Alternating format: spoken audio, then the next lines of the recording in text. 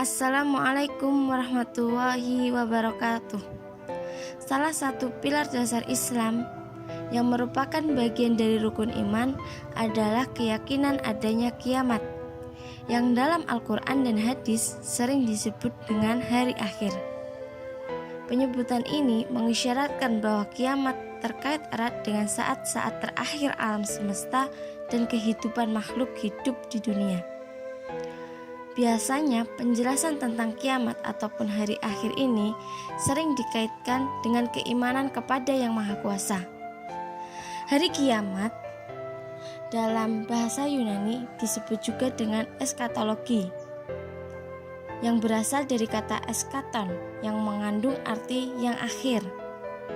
Dalam Kamus Besar Bahasa Indonesia dikatakan, eskatologi adalah ajaran teologi mengenai akhir zaman, seperti hari kiamat, kebangkitan segala manusia.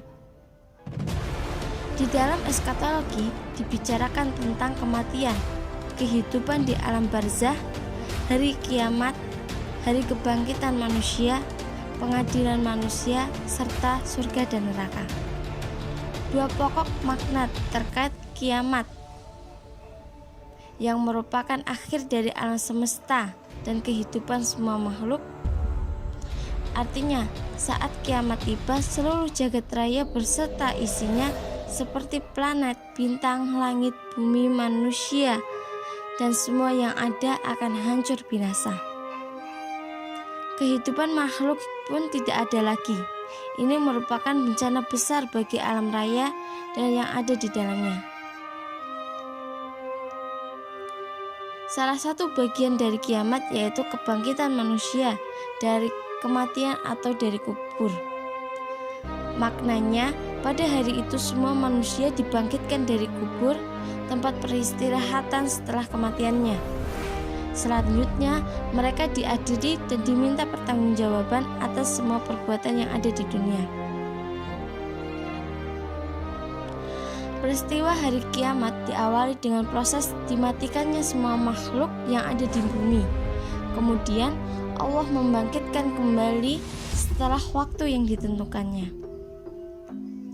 Dalam Al-Quran disebut sebagai Yaumul Ba'ats, di mana semua makhluk yang pada mulanya mati kemudian dihidupkan kembali. Hal tersebut menunjukkan akan kuasa Allah Subhanahu wa Ta'ala yang ditujukan kepada orang-orang kafir yang saat di dunia tidak mempercayai adanya hari kebangkitan, di mana Al-Quran pun menyinggung hal tersebut pada Quran Surat Ar-Rum ayat 56 yang berbunyi, Bismillahirrahmanirrahim, wa qala alladziina utul ilma wal iman laqad labistum fi kitabillah illa yaumil ba'ats fahada yaumul ba'si walakinnakum kuntum la ta'lamun. Dalam ayat tersebut, lafal laqad labistum fi kitabillahi illa yaumil ba'ats mengandung unsur-unsur isti'arah labistum yang artinya kalian telah diam. Hal ini menunjukkan makna diam di dalam kubur seperti orang yang tidur yang akan dibangunkan ketika hari kebangkitan atau yaumul ba'ats.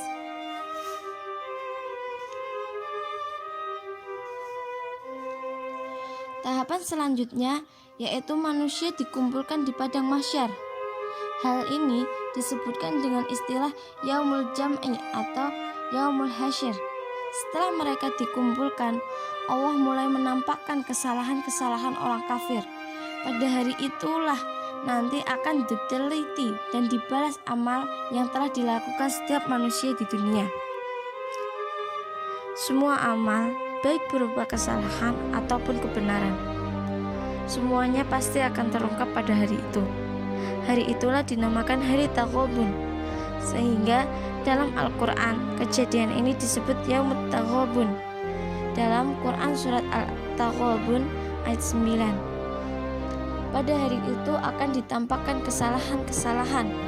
Lafaz Taghabun merupakan isti'arah makniyah, karena musyababih hanya disebutkan sifat yang lazim ada padanya. Musyababih dalam ayat ini adalah Yaumul Jam'i atau hari berkumpul.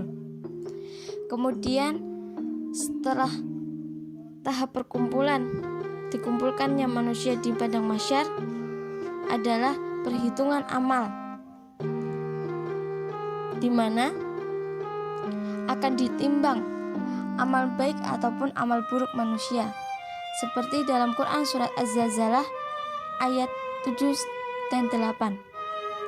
Faman ya'mal misqala dzarratin khairan yarah wa may ya'mal misqala dzarratin syarran yarah. Maka barang siapa mengerjakan kebaikan seberat zarah, niscaya dia akan melihat balasannya. Dan barang siapa mengerjakan kejahatan seberat zarah, niscaya dia akan melihat balasannya. Kemudian makna miskol dalam surat ini bermakna kecilnya ukuran, bukan ringannya timbangan. Jika disambung dengan kata zarah itu berarti keringanan timbangan.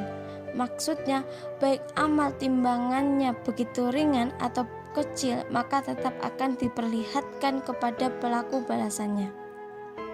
Sehingga dalam ayat ini dijelaskan, baik timbangan kebaikan ataupun keburukannya sangat kecil, maka manusia pasti akan mendapat balasannya.